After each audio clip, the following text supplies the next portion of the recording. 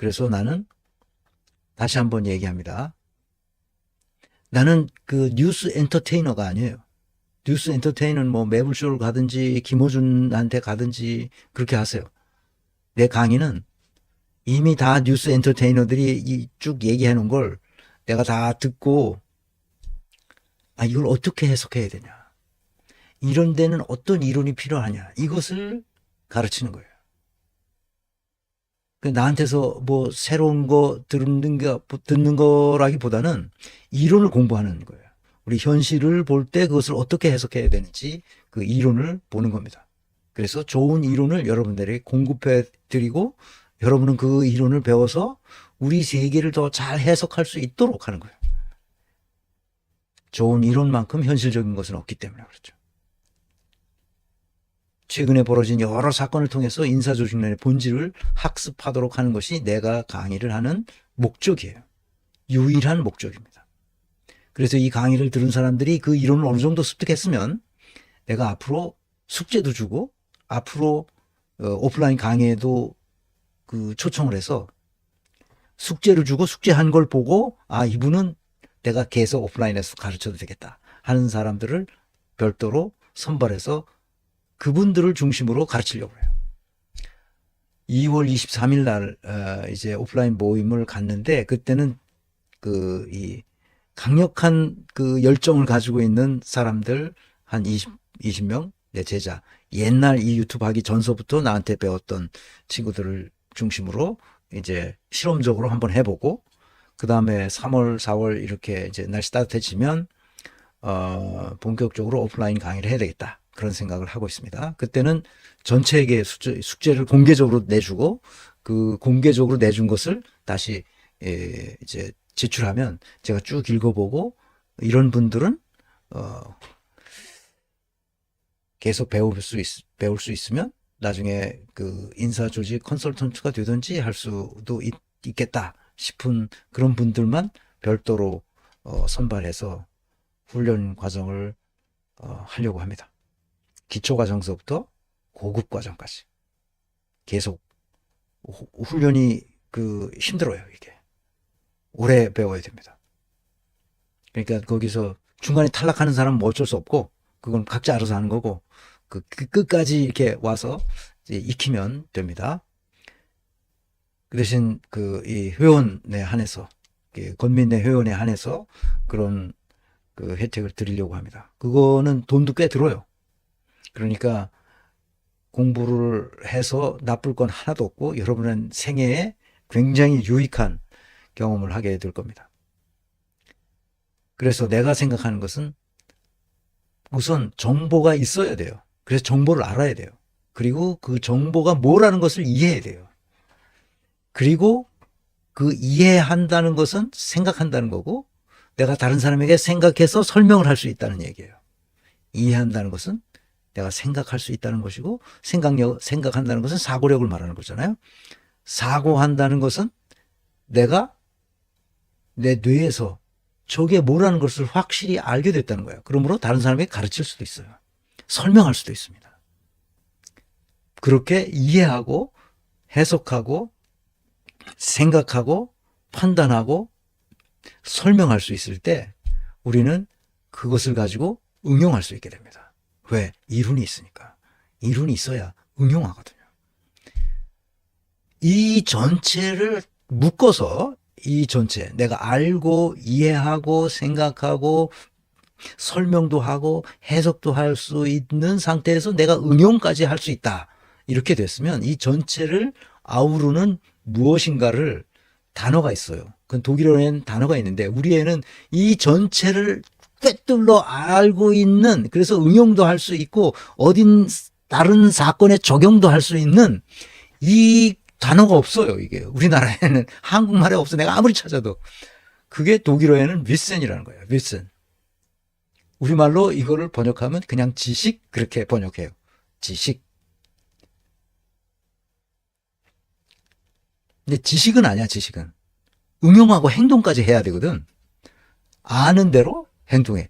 여기서 위센의 앞에서 게를 붙이면 게위센, 그러면 양심이 돼. 양심은 행동하는 것까지 포함하잖아. 위센은 행동하는 것까지 알고 생각하고 해석하고 설명하고 다른 사람을 가르치고 그것을 응용해서 내가 뭔가를 새로운 것을 만들어내는 이 총체를 위슨이라고 그래요. 그러니까 위슨이 없으면 알 수가 없어. 그러니까 위슨까지 가는 거야. 그래서 위슨에다 샤프트를 붙이면 위슨 샤프트가 돼. 위슨 샤프트를 뭐라고 말하느냐? 독일 사람들은 그것을 학문이라고 말해요. 위슨, 그건 학문이야. 앞에 뭐라고 그 학문 분과를 뭐라고 쓰고 그다음에 위슨샤프트 쓰면 그 학문이야. 그래서 사회학 또는 경영학, 경제학, Volkswirtschaft Wissenschaften 그러면 경제학, 경영학은 Betriebswirtschaft Wissenschaften 길어. 세 단어가 한 단어가 된 거야. Betriebs, Wirtschaft, Wissenschaft 그게 경영학이라는 거예요. 복잡하죠. Wissenschafts니까 학문이라는 뜻이죠. 그러니까 이것은 내가 알고 그 이해하고 설명하고 가르치고 다 그걸 응용해서 새로운 걸 만들어낼 수 있는 그 힘을 가지고 있는 게 뭐야? 학문이야. 그래서 내 강의는 최소한의 학문적 소양을 갖추도록 하자는 거야.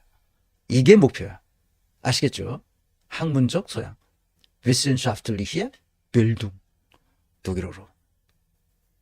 그래서 내가 예전에 이미 말씀드렸지만 내 강의는 대학원 수준의 강의다.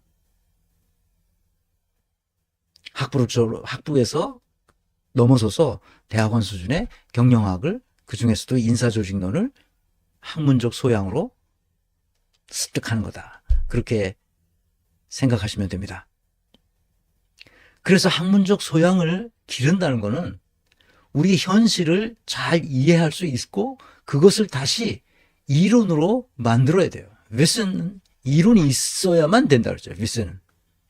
그래서 위슨샤프트까지 우리가 갈 수 있도록 여러 이론들이 합쳐서 위슨샤프트가 된단 말이죠. 그러니까 현실에서 학문의 세계로 이론의 세계로 나아가려면 현실에 어떤 요소와 변수들이 어떤 사실, 사건, 현상들이 있는지를 파악할 수 있는 힘을 길러야 돼요. 그래서 이론이 만들어졌으면 그 이론을 가지고 다시 현실을 바꾸거나 개혁하거나 그 응용하거나 할 수 있어야 돼요. 그래서 새로운 것을 만들어 가거나 더 좋은 것을. 그래서 그런 이론에 근거한 정책과 전술과 전략을 세워서 현실의 구조와 시스템과 프로세스를 바꾸는 거죠. 개선하는 거고 또 개혁 조치를 취하는 거죠. 혁신을 만들어 나가는 거예요. 이 관계를 이해해야 됩니다. 그래서 이론이 없이 떠드는 것은 그냥 뉴스 엔터테인먼트 이외에 다른 것이 아닙니다. 그래서 그거 좋아하시는 분은 그거 가서 그냥 계속 그대로 사시면 돼요. 그게 도대체 뭐냐, 우리 이 지금 살아가는 이 시대에 있어서.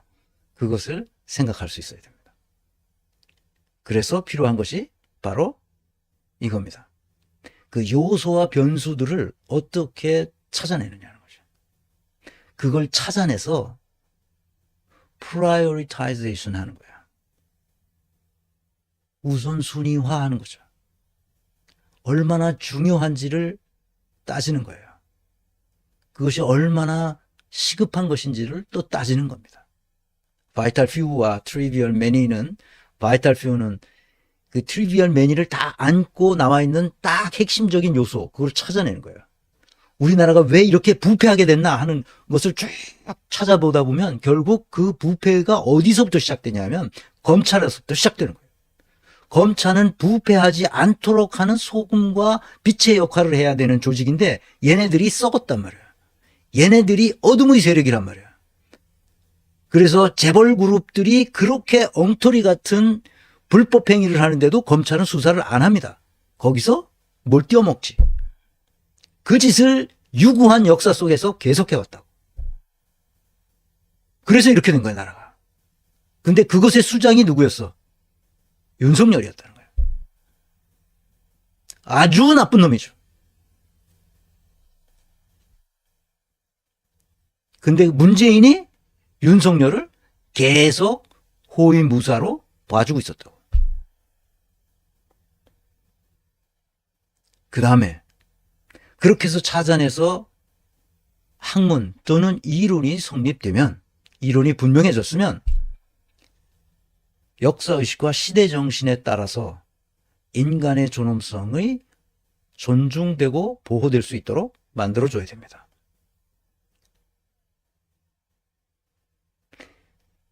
그렇게 되면 이제 다시 현실에 와서 이것을, 이 사이클을 계속 돌게끔 만들어주려면 어떻게 해야 되느냐.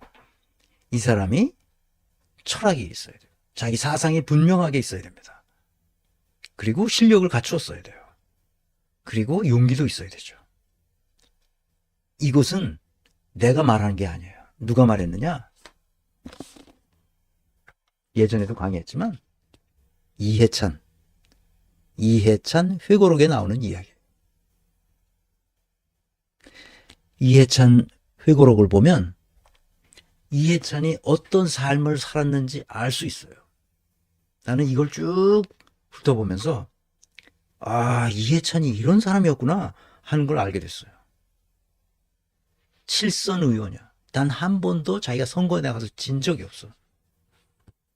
그리고 지금 내가 여기서 그림으로 이렇게 그려놨지. 이건 다 말로 하는 거야, 말로. 이 그림을 그려놓은 거야. 이것이 바로 학문적 소양이 있다는 것을 증명하는 거야.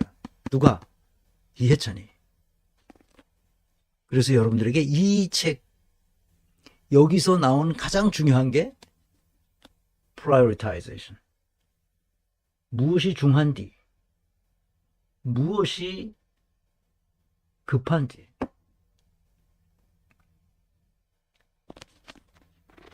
경중, 선후, 완급을 여기서 말하고 있어요. 그래서 지금 살아있는 정치인 중에서 가장 훌륭한 사람이다. 나는 이 책을 보고 그걸 알았어요. 말과 글, 행동, 의사결정이 일치해요. 이 사람의 과거를 보면. 최민희 의원이 대담한 거예요. 대담집이죠. 그런데 이게 회고록을 썼는데 내가 한번 읽어주려고 해요. 이해찬 회고록 맨 뒤편에 이렇게 씁니다. 이렇게 이해찬이 말하는 거예요. 최민희하고 대담하면서. 이재명 후보는 너무 아까운 후보야. 굉장히 좋은 후보였는데 아깝다는 거죠. 이게 2022년 11월 달에 출간된 책이에요. 그러니까 이제 대선에서 졌죠. 이해찬은 이재명이 되도록 최선을 다했어요. 그런데 안 됐죠. 이재명이 인물이라는 걸 이해찬도 이미 알고 있었던 거예요. 그래서 최대한 이해찬은 이재명을 도와서 대통령에 당선되도록 하려고 마음을 먹었던 거죠. 정치권에 이재명 후보처럼 살아온 사람이 어디 있어요? 이 후보하고 밥 한 번 같이 먹으면서 이런저런 얘기를 듣다 보니까 내가 참 미안해지더구만. 소년공으로 공장 다닐 때 야학 다닐 시간도 없었던 거 아니야? 일이 늦게 끝나니까 그러면서도 한 단계씩 극복해 나아간 의지가 놀라워요. 다시 서민들, 노동자 곁으로 들어와서 정치인으로 성장한 것도 대단하고, 그런 사람을 기득권 카르텔이 똘똘 뭉쳐서 공격했지. 윤석열 쪽의 비리 의혹은 증거가 나와도 검찰이 수사를 하지 않고 언론은 외면해버렸어요. 반면에 이 후보는 아무런 증거가 없어도 의혹을 부풀렸고, 앞으로도 미디어 전략을 어떻게 할 건가 다시 생각해 봐야 해요. 언론의 사유화, 보수화가 심각해서 한겨레나 경향신문 같은 매체들도 기득권 카르텔에 제대로 대응하지 못했어요. 진보적인 성향의 유튜버들이 있지만 그것만으로는 한계가 있었지. 그러면서 쭉 이제 정치판에 대해서 얘기를 합니다. 어차피 평생 정치하신 분이니까. 그런데 여기서 이건 대담집이잖아요. 이 대담집에서 문재인에 대해 얘기는 일치 안 합니다. 정치인들이 자기와 같은 당에 있던 다른 정치인을 까지 않습니다. 절대 까지 않습니다. 그런데 이 회고록에서 문재인에 대해 얘기가 없어요. 이회찬은 문재인이 개또라이라는 것을 이미 알고 있었던 거예요.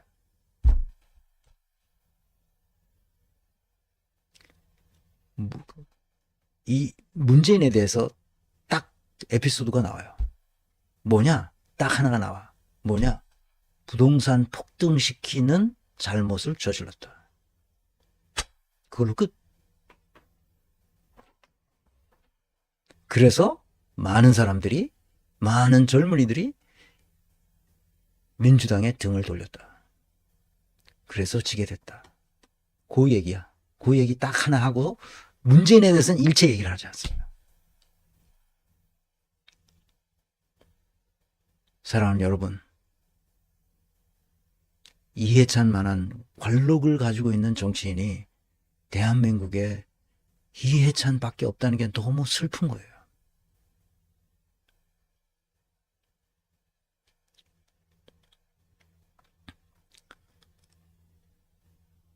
이해찬 수준의 정치인이 많아져야 되는 겁니다. 이해찬을 넘어서는 정치인들이 수두룩할 때 국가와 민족이 번영할 수 있어요. 이해찬을 넘어서는 사람,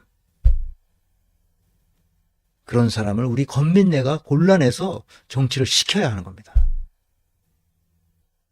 끝나면서 이제 좀 더 최민희가 이렇게 정치를 좀 더 이렇게 이젠 난 됐어. 이제 여기서 끝나. 이렇게 얘기하고 마무리를 합니다.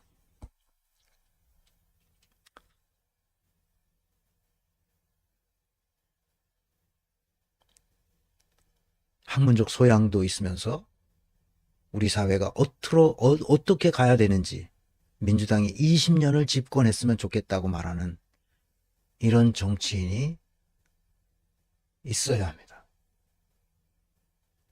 지금 민주당 정치인들, 똑똑한 사람들 물론 제가 이렇게 눈에 띄는 사람들이 있지만, 문재인이 그 이전에 이명박하고 하면서, 그 다음에 누구냐, 박근혜하고 하면서 지고, 그 다음에 와서 2016년에 탄핵되고 17년에 선거를 해서 대통령 된 이후에 한 3번의 국회의원 선거를 누가 지휘했느냐? 문재인이 지휘했어요. 그래서 문재인 같은 사람을 민주당에다 대거 앉혀놓은 거예요. 다 또라이들이죠. 민주당이 180석을 가지고도 아무것도 못해. 내가 어쩌다 벤처기업 이런 데 가서 젊은이들이 하는 거를 조금씩 강의도 해주고 자문도 해주고 그런 게 있어요. 근데 그 젊은이들이 항상 하는 얘기가 있어요. 문재인 정부에서. 양아치들이라는 거야. 문재인 정부의 국회의원들이 가서 하소연하잖아. 이 벤처기업들이 이런 거 좀 정부에서 좀 해주시고 뭐 해주시고 이렇게 좀 도와주시고 우리가 이 사업을 잘할 수 있도록 좀 해주시고, 다 듣고 다 그렇게 해주겠다 그래. 싹 씻습니다. 문재인 정부에서 국회의원들이. 그러니까 젊은이들이 민주당을 완전히 버린 거예요. 말만 해, 말만 안 해줍니다. 못 나물라라 합니다.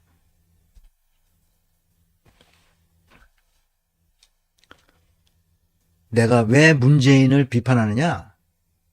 다 근거가 있기 때문에 비판하는 거고, 그 결과가 있기 때문에 비판하는 거예요. 나도 문재인 똑똑한 줄 알았지, 저번에. 처음에 다들 뭐 똑똑한 줄 알고, 뭐 잘한다, 그러니까 나도 진짜 잘하는 줄 알았지. 진짜 잘하나 하고 캐보면요. 말도 안 되는 짓을 합니다. 말도 안 되는 짓을.